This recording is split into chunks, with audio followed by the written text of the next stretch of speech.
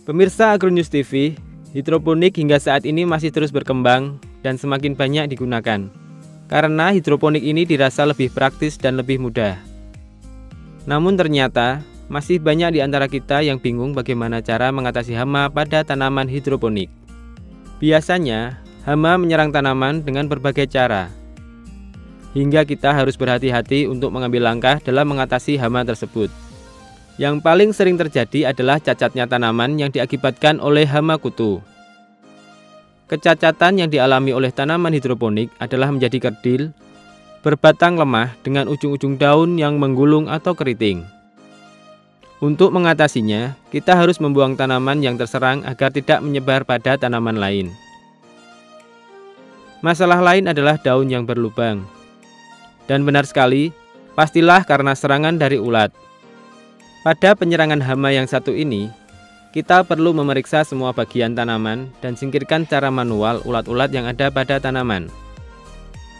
Atau bisa juga menggunakan cairan kimiawi yang dapat memusnahkan hama ulat tersebut.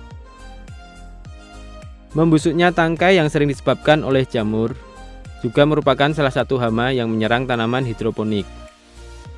Cara penanganannya adalah dengan memangkas bagian tanaman yang terserang jamur dan memastikan bahwa tanaman hidroponik mendapatkan air yang cukup. Kita pasti sering menjumpai daun tanaman yang menguning, bukan hanya pada tanaman hidroponik. Tahukah Anda, daun tanaman yang menguning khususnya tanaman hidroponik ini disebabkan oleh lalat putih? Maka jauhkan tanaman hidroponik dari jangkauan lalat-lalat putih.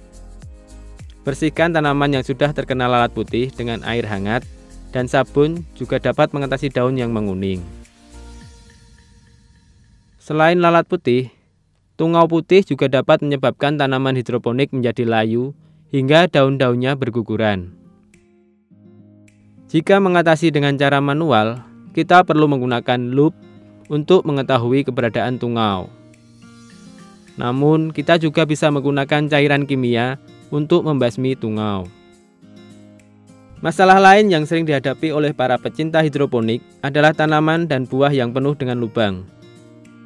Tak lain tak bukan, hal ini disebabkan oleh ulat penggerek. Ulat ini merupakan ulat yang aktif pada malam hari.